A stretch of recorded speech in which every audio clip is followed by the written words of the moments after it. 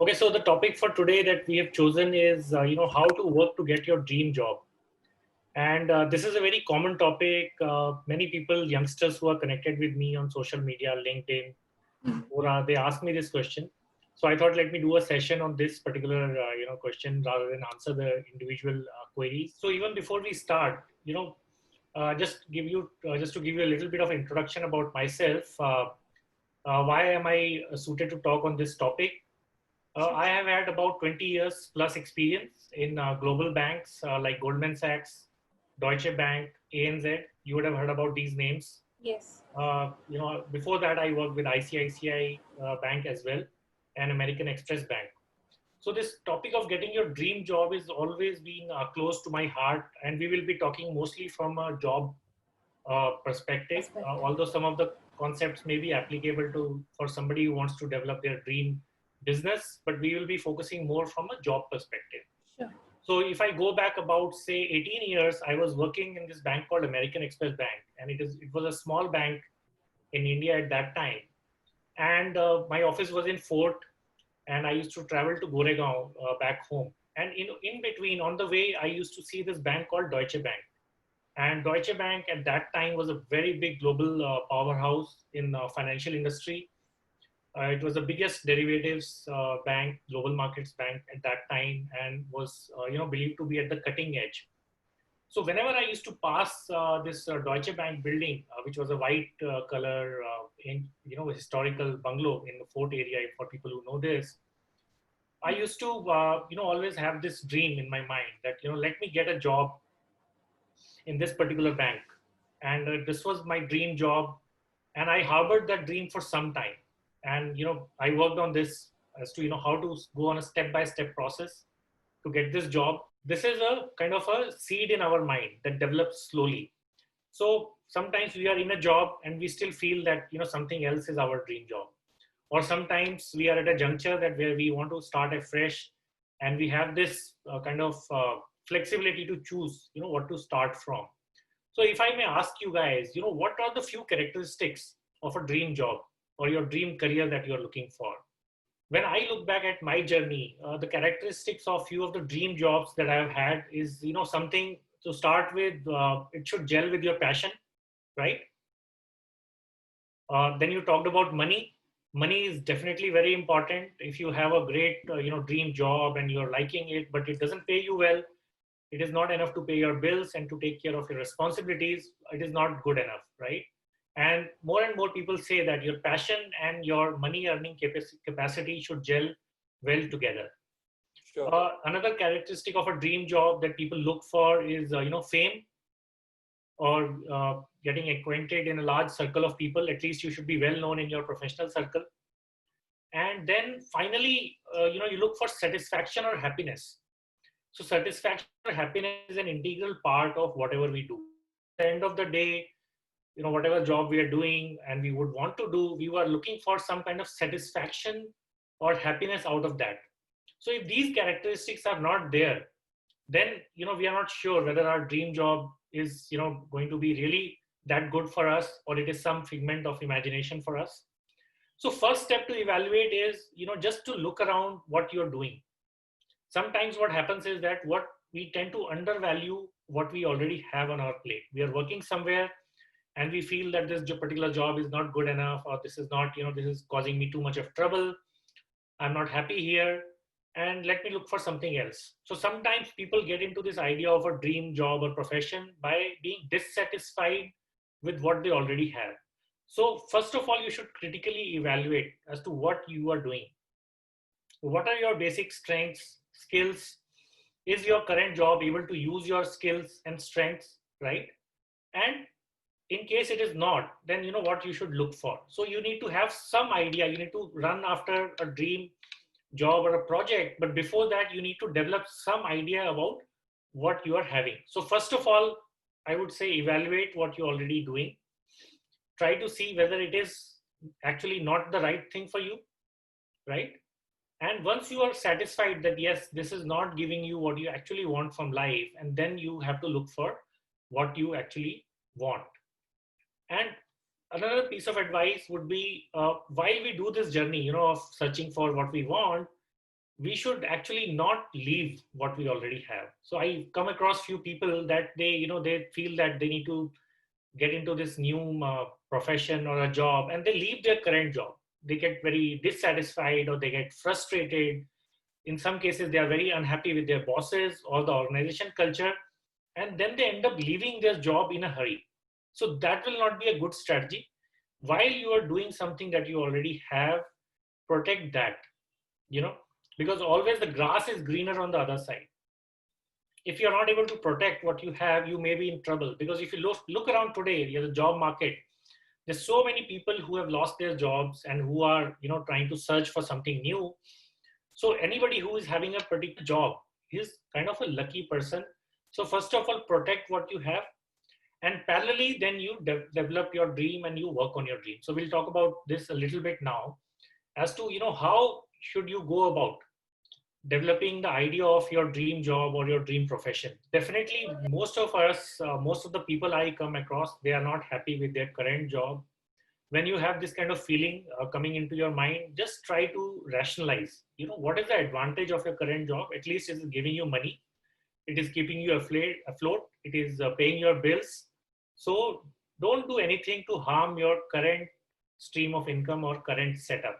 Try to rationalize. If you have a difficult boss, or you have a difficult organization culture that you're facing, or you feel you're overworked, try to rationalize. Rationalizing and kind of compromising with the current situation is a good idea for some time while you work parallelly on your dream job or your dream project. So we'll talk about this. The way we will go about doing this, we have to go about doing this in a step-by-step manner, in a systematic manner, because human mind, is very fickle. One day you like something, other day you like something else. I remember when I was growing up, after my 10th 11th standard, when you start thinking about your career, I was completely torn. Some days I used to dream I want to become an IS officer. The other day I used to have a dream that no, I want to become IPS. Or some days I wanted to become an engineer, MBA. All those things keep. So I was not very clear as to what exactly do I want. And when it comes to the trigger point, when you have to pull the trigger and decide what do you want, that is the point, that is a moment of truth when most of us actually decide what is it we are looking for. So always we'll start in a step-by-step process. The first step of this process is, which I will advise you, is introspection. Introspection is something which is not about thinking, about worrying. Introspection is a structured way to go about doing your personal SWOT analysis, if I may say.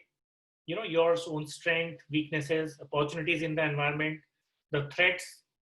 So SWOT analysis is something most of us are aware of. One time or the other in our careers, we would have worked on SWOT analysis for companies or for some other situations. Now it is time that we do a SWOT analysis for ourselves, understand ourselves better.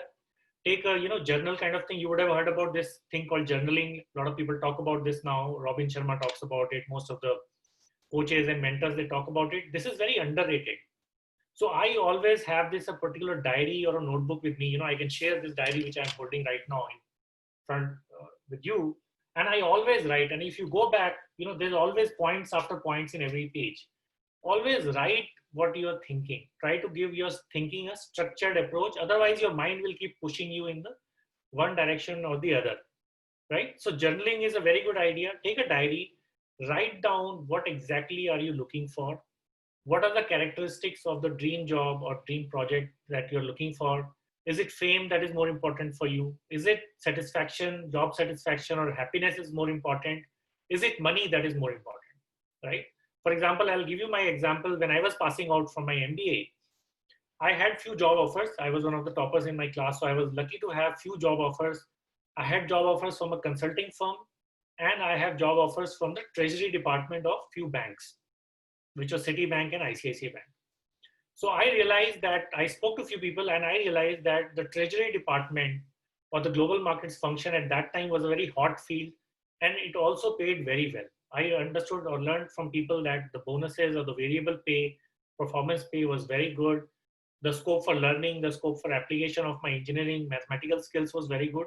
So I ended up choosing this treasury or a global markets job over a consulting job, because the consulting job didn't really fit in with that objectives at that time. I had this objective that I want to make a lot of money, and that was clearly, I'm not ashamed to say that that was the objective at that time, and I chose something that fitted with that objective. So it is very clear, very important to be clear with what is your objective that you are working with.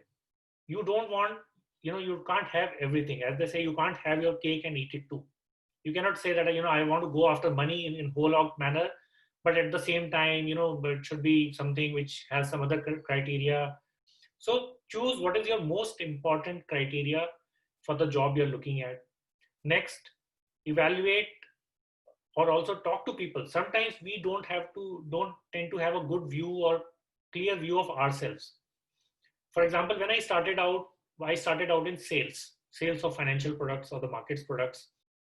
And for a long time, I harbored this dream that I want to get into trading, because I saw that traders, they were the center of attraction in the large banks. They were making a lot of money. They were getting paid very well. And I used to think that I should go into trading side. But then few of my mentors who worked with me, my bosses, they advised me that my personality type was suited more towards a sales kind of role, because I was good at interacting with people. My communication skills, they said, were good. So I should choose the sales function, which is, explaining to clients about various products, understanding their needs, and building on your communication skills. And then I'm happy that I continued in sales. After that, if I would have gone into trading, maybe I would not have done that well, because a trading job required you to sit in isolation. You don't get to interact with too many people. It is more about reading, analyzing things, those kind of things. So it is important that you do your SWOT analysis well, know yourself, as there's an old saying, know thyself. Knowing yourself better is the best way to start forward. Know yourself, and the way to do it is introspection and writing your strengths, weaknesses properly in detail in the diary. There's no time limit, there's no rush. Spend half an hour, 1 hour, spend half an hour every day on this process. And if you spend more time on this process, I can tell you this will pay you dividends, because you would have worked your ground logic. You will know what you're looking for and why you are looking for that. Okay. So that was the first step. And then also try to get some good idea about your personal likes and dislikes. Sometimes we run after something, and when we get that, then we realize that we don't actually like this thing. This happens to us, right? We are running after something, and when we get that thing in our hand, we realize that, oh, this is not for me. I don't like it.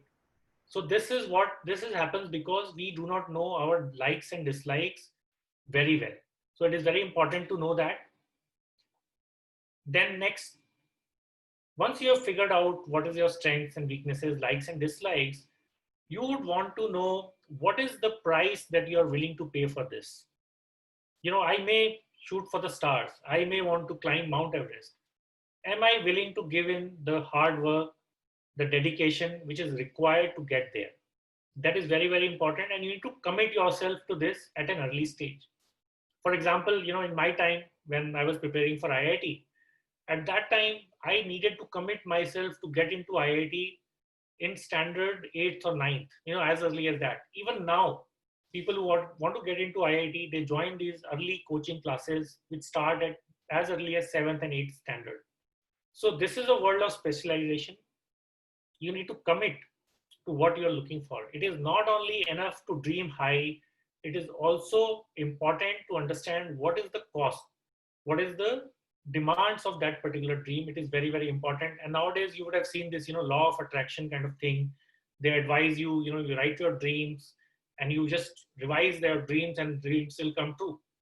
I fully agree with the one part of that, which is to write your dreams. Writing is very important. Writing is, in a way, you are giving it a particular shape to your dream or idea. Okay. So write it by all means, but do not feel that just by writing and closing your diary and keeping your diary away, your dreams are going to be fulfilled. It is you that you will have to do the hard work. And that is why this session is called How to Work on Getting Your Dream Job. I have not said how to just get your dream job. There's no magic out there. You have to work on fulfilling your dreams or to get your dream. So understand what is the price, what it takes, and then you have to pay it. For example, to get into IIT, if one has to study 10 to 12 hours every day, You have to do that. There is no shortcut. If you're super intelligent, that is fine. If you're as talented as a Sachin Tendulkar or MS Dhoni, that is fine. Even they will tell you that they have done the hard work and they already had the talent. But there are some people who get by with lesser work. There are some people who need to do more work, understand where you stand, and work on it. So now that we have understood these few subjective basics, now we'll go into more structured approach as to what is the step-by-step basis of getting into or looking for your dream job. So first of all, once you have zeroed down the industry in which you are in, you have to build your network. In today's world, social media, networking is the most important thing. At the same time, social media is an animal, right? It is a behemoth. It can consume you, whether it is LinkedIn, whether it is YouTube, whether it is WhatsApp or Facebook. It can just consume you and you can get lost in no time. So we'll talk about social media in a little bit later, but networking is the biggest thing that you can look for. For a job hunter, the first place where you want to network is your own industry. Your own industry or the industry in which you want to move or the function in which you want to move. For example, if you're in HR and you're doing, say, industrial relations and you want to move into talent acquisition, you have to build your network in that particular function, in that with the professionals in that particular function, because this is a world of specialization. As if you are in accounting or if you are in transfer pricing, you are looking for your dream role or dream company, which is in transfer pricing area, you need to build your network with the high senior professionals in that particular segment. And this is very important. And how to build the network? There are tools, and we'll talk about LinkedIn a little later. But how to build in your network is you have to identify when you network with someone, whether that particular person is your peer or your senior or your junior. And you have a different way of networking with all these three sets of people. With your seniors, you have to show them respect. If they post some, content, you have to go and comment, try to get their attention, make an intelligent comment. Just don't comment, okay, that's great, that's nice. It doesn't tell the person anything about you. If you've read some content, make some intelligent value-adding comment. For example, when I post on social media, I go through the comments very seriously, and the comments which are more intelligent in nature, they grab my attention, and I actually look up the profile of those people who have commented on those. So this is the first way of networking, and show some respect to these people who are your seniors, because everybody likes to receive respect. And to the extent I will go, you can be a little bit flattering to these people. You can actually praise them a little bit. Flattering doesn't outlive, it is always a useful thing. It may be a politically incorrect thing to say, but it works, right? Now with your peers, again, you have to, review what content they're posting, develop connections with them, and have a normal, peer-to-peer kind of conversations. And your juniors in the field, they are looking for guidance from you. So have your networking accordingly and try to post content which can derive the respect of your juniors in that particular field. And if you kind of create some content or post some content, share it with your seniors, because that way they can do some advanced judgment. So if you have written a good article in your area, say transfer pricing, and you write this article, you go out of way and try to look for senior people in this area and try to share this with 10, 20, 30 of those people. With all these networking tools at our hand, at our reach, it is very easy to do it today. Okay. So this is a networking part with your seniors, peers, and your juniors. You need to network with the headhunters in your particular field. Very, very important. Nowadays, headhunters also specialize. There are particular headhunters who have good connections with few companies, few particular companies. Even in banking, you will have headhunters which specialize in capital markets. You will have headhunters who specialize in transaction banking. So know the headhunters in your particular area. Again, you can do this with the help of LinkedIn. You can do this with the help of asking around. You can ask, when you interact with your peers, you can ask them, which is a good headhunter that you know in this particular field that, I'm looking for. Once you get to know these headhunters, say 5 or 10 of them, try to develop relationship with them. Nobody likes a transactional relationship. Okay, you're looking for a job, you came to me, I gave you my CV and you went away. In order to have an edge with the headhunters, also you need to have a relationship. For example, if I give you my example, in my industry, I have good relationship with 4 to 5 good senior headhunters, because these are the people whom the other CEOs or CFOs are asking for leads for good candidates in the market. And these people have eyes and ears of those people or those companies. So if you have a good relationship, it is likely that they will talk well about you. Okay, so it is very important to have these networking with the headhunters, particular headhunters in your particular area. Very, very important. Now we'll talk about the tools of networking. So the biggest tool anybody will tell you, and I'm not telling you something new here, LinkedIn is the biggest tool for professional networking today. It is highly underutilized. I will give you a few key learnings about LinkedIn. As I told you, in LinkedIn, you are able to find out the specific niche people, particular industry, particular designations, particular function. So spend some time in going through these profiles which might interest you and which fit in with your dream job quest. Okay. So spend some time, keep aside half an hour, 1 hour every day for this, and do it in a systematic manner. In LinkedIn, there are functions wherein you can, in your network, you can search people with different filters. For example, company name. So for example, somebody here is working in Deloitte and they want to work for another big four firm, say KPMG.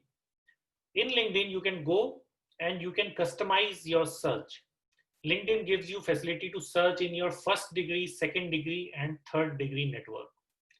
Some basics about LinkedIn here. First degree network is the people with whom you're directly connected. Second degree network is connections of your connections. And third degree network is, which is connections of your connections and their connections. So maximum, like in today's world, people are so networked that even if you don't know anybody at all and he or she might be in a completely different part of the world and different industry, there can be maximum 5 to 6 degrees of separation between any two individuals in this world, in the professional world. Okay. So it is highly likely that in your country, in your segment, you will be at most 2 degrees separated from somebody who might be of interest to you. So do some targeted research, work on your communication strategy as to how you would want to communicate with these particular person so that you have a good impression in the mind of that person. And if at all they look for a role, they will consider you. Now, I get, as a senior banker, I get multiple CVs and requests. Somebody out of the blue writes to me, and I have a very big network on LinkedIn. I will advise you how to grow your network. So somebody out of the blue writes to me, hello, sir, so-and-so, I'm so-and-so, this is my CV, please suggest a good job, or do you have a job for me? Guys, this does not work like this. Nobody has got time to scan through 20 to 30 CVs of literally unknown people. Even if I am connected with you on LinkedIn and I'm connected with 30, 40,000, I do not know you. So unless you have taken some effort to develop some relationship with me, it is very highly unlikely that I will be able to look at that particular CV. If you would have posted some content and you shared some content with me, say 6 months back, it is likely that I will recall you. Okay. And we'll come to content creation a little bit later. So develop a relationship in a manner so that it does not look very intrusive. Start with initial, hi, hello, welcome to my LinkedIn network. Post 1 or 2 messages. What do you do and what are your interests? And tell about yourself. Don't be shy in telling about yourself to other people. It is very important that people know you, right? In the right manner. And then you can actually inquire with senior people in your area as to, do they have a opening or do they have a particular role, or can they help you with connecting with someone who is looking for a particular role in that particular area. So this is a step-by-step way of building your network in a relationship manner. Relationship here is the key word. If human beings do not have a relationship, we don't tend to work well together. I may help somebody who is completely unknown person to me out of just my goodness. But most of the time, I go out of the way to help people who have some relationship with me. Very important. So we talked about relationship building and networking. Second thing in social media, and it is very, very important, it applies to all social media, whether you are looking for a dream job or you're doing something else. Social media today is a big C. As I said, LinkedIn, YouTube, Google, WhatsApp, Facebook, Instagram, these things can consume you. You can get lost in no time. So be a content creator. Listen to this very, very carefully. Be a content creator on social media. Do not be a sucker for content. Somebody might make any video, any content and throw at you. You are spending your valuable time on that. Once you spend your time on somebody else's content, they are using you in a way as a product. That is the game. Why? And that is why all these things are free. Why do you think these things are free? Because they want you to spend more and more time on those. And which is fine, because nowadays we typically learn from social media. You got to know through this program, through social media, right? You are learning here something, you're spending your time, and it is a two-way beneficial process. At the same time, the thumb rule that I tell people is always try to create 1 hour of content for every 3 to 4 hours of content that you consume. What do I mean with this? If you are watching 4 to 5 hours of video, try producing 1 hour of video yourself.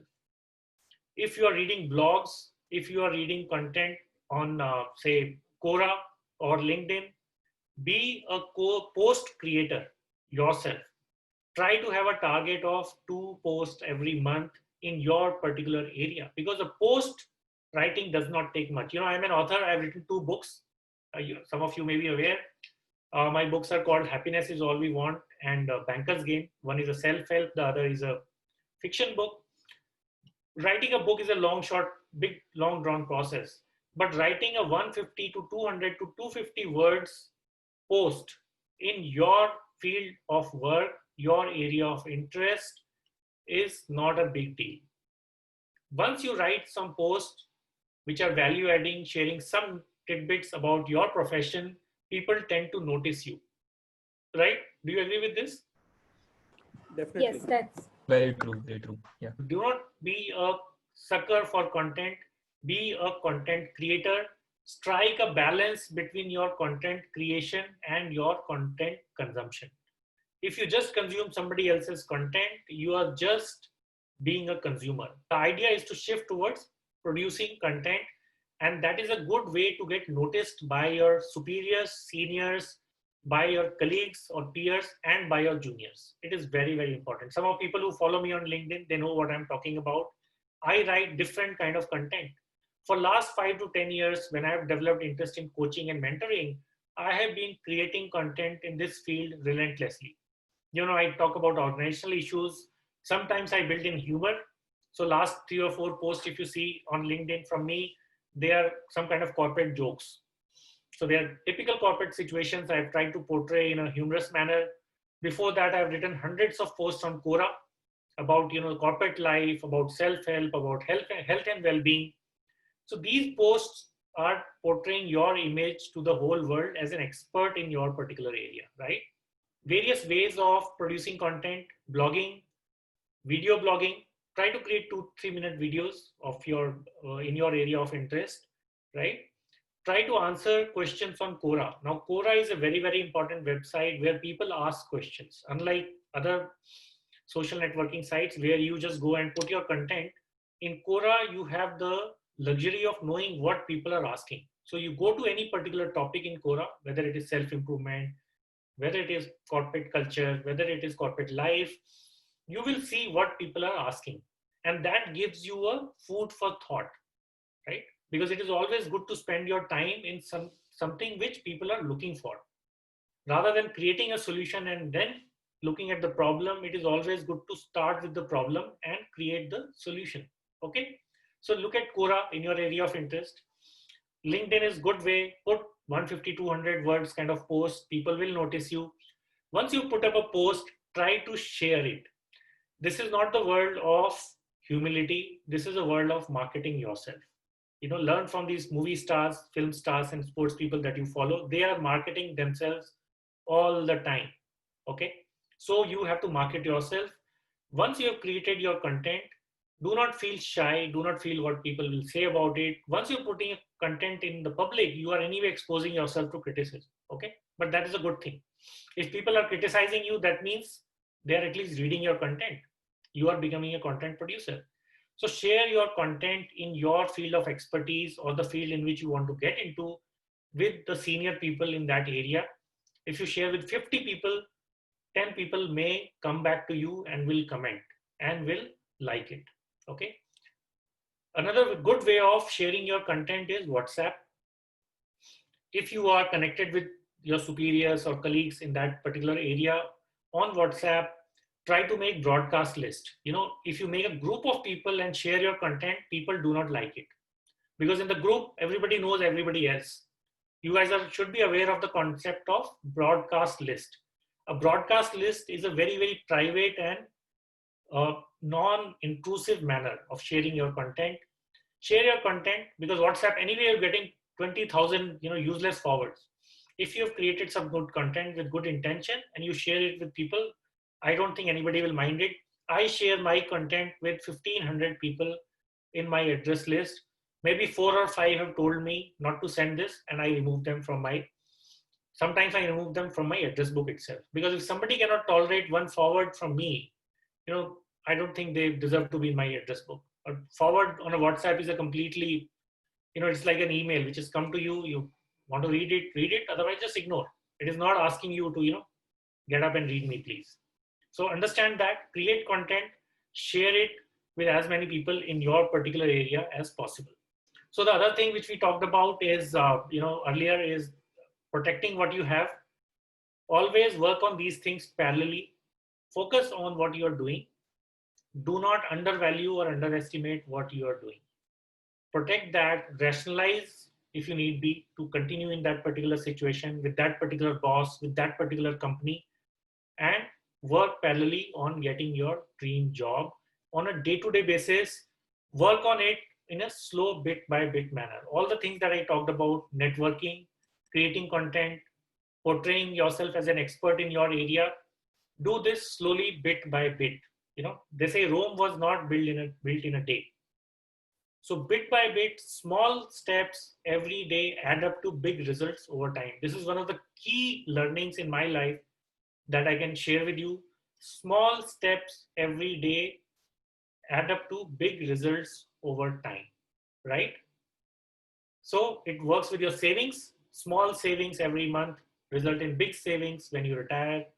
Small exercise, half an hour every day, adds up to good health over many years. Similarly, small steps in networking, small steps in creating your content, interacting with people, building relationships, they add up to a huge network over time. I have personally invested a lot of time over time, not one single day, but every day, bit and bit of time in building a huge network of people on LinkedIn, on Quora. On Quora, my answers are already nearing about 1 million views. And that has been happening with the hard work of last 6 years, not in one day, right? So whenever I get time, I like to write on the topic of my interest. Okay. Let me share one more thing with you. So this is my first book, Happiness is All We Want. And this book I wrote over a period of 3 years while working on my corporate job. I didn't have the luxury of leaving my job to work on this particular book because I knew that book writing, I may become very famous, best-selling author, but it is always a matter of chance. I didn't think that it was a good idea to leave my job and pursue my passion of writing. So I pursued my passion of writing alongside my job, right? So this book was written in a bit by bit manner. The example which I gave you earlier, that small steps every day add up to big results over time. So it is very, very important. Okay. Last but not the least, if you are in a particular job and you feel that still need to work on a dream job, you need to figure out what are the components of your dream job that you can build into your current role. Sometimes we get narrowly focused. We get defined by the job description that the organization has given me. But people who actually rise in their jobs are the ones who expand their job descriptions themselves, see what is the characteristics of what do you like. If that particular thing is not part of your current job, try to incorporate that, right? For example, I like to interact with people, I like to coach and mentor people, and but I'm working in the treasury department of a bank. So how do I incorporate that in my role, in my job, in my organization? So I let HR know that I can hold some coaching or mentoring sessions for people who are looking for guidance. And the HR was very happy with this idea because they were getting a coach for free. So they set up these mentoring and coaching sessions for me, and which was a win-win situation. I was getting to pursue my passion or my dream. Organization was getting a mentor or a coach for free, and the employee was also benefiting because they were getting free guidance, right? So this was one small way. And when I do this, my senior management knows that this particular person has an interest in interacting with people or guiding people more and more. And tomorrow, if there's some opportunity which is in this area, they might consider me, right? For example, again, the example of writing which I gave you. If you are want to develop into writing in your technical field, if you're in accounting or transfer pricing, or you are a research student and you want to write, and you feel that you're not getting any opportunity to write, you can let your guide or your boss know that I want to get into technical writing. Next time there's any writing assignment, any manual to be written, or any technical paper or any technical article to be written for internal magazine, internal website, or for a journal, please give me a chance. Okay, so that happens. That can very well happen. I have seen people in the banks transition from one function to other in this manner. For example, somebody who was working in a global markets function developed a liking for some transaction banking role. He or she went for cross-functional training. And then the organization created a hybrid role, which was a hybrid between global markets and transaction banking for that particular person looking at their interest. And that particular role added a lot of value to the organization. Because typically in the organizations, you tend to have specialists. Somebody is in markets. As soon as you talk about LC, letter of comfort with the person, they will not know. Letter of credit, they will not know. But somebody who is working in transaction banking, they will know letter of credit, but if you want to talk about foreign exchange with them, they will not know that. So if somebody develops these cross-functional skills, they are a good asset to the organization, and the person also gets to pursue their passion. So it is very, very important you look for these opportunities, let people know.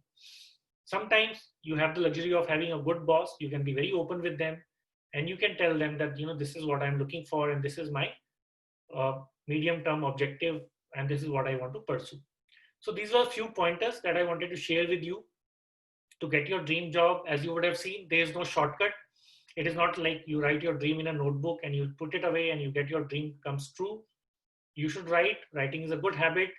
After that, you have to work on it in a structured manner, and few of the things that we talked about will definitely help you in that. You had also asked about balancing the work life and home life, right? Yeah, correct. And actually, somebody else had also asked this question about balancing the work life, home life. So this is another actually area which I specialize in, and maybe we'll have to do a separate session, because just to give you my example, I do multiple things. I am a full-fledged, banker by profession. I do writing. I have authored 2 books. First book I showed you, Happiness is All We Want. This is published by Bloomsbury. They are the publisher of Harry Potter, and this book actually can give you a lot of ideas about balancing your life. The whole focus of this book is about balancing the various aspects of your life in a manner so that you get time for everything else. Even President Obama has 24 hours, and we also have 24 hours. If he can achieve that much in that 24 hours, there's no reason why we should not be able to. So I'm sorry, I'll not be able to cover that right now in full, but maybe we'll do another session for that. But if you can get this book, try to read it, and you can benefit from that. And this is my second book, Banker's Game. This book I wrote, with the objective of helping professionals, again, to learn from my experiences and others which I have faced so far in last 20 years. And this book is being appreciated by young professionals, not only in the banking industry, but also across, consulting, IT-enabled services across industries. Very well, nicely summarized series of thoughts, Ashutosh. All the points that you've said possibly are many things we have heard it earlier, but I think, like a sounding board, you just kind of cleared the cobwebs and re-emphasized things and made it clear once again. So I'm definitely glad that I spent the last 50 minutes or so with you. And definitely there have been a lot of takeaways. If only I could implement a lot of or at least most of what you said, I am sure that not me, but everybody can get their dream job. So thank you for guiding us in this session. No questions from my side, but yes, it was a very good session. And of course, I got to know many things about, first listing down what I really want to do in life, like teaching profession and how to go about it. As you mentioned, the step-by-step process to simultaneously work along with the present job. It's very informative session. I mean, like literally, you should do it often. I mean, like it will be Sure. nice to talk. I mean, like directly, rather than on LinkedIn messaging. I mean, like it's very knowledgeable. This thing is very knowledgeable. So it's Okay, guys. Thanks a lot. It was a pleasure to have you here with me. Really nice time, and I hope all of you benefited, as some of you mentioned. We will again meet and talk about another pertinent topic which affects all of us. Thanks a lot. Have a pleasant evening ahead. Thank you, guys.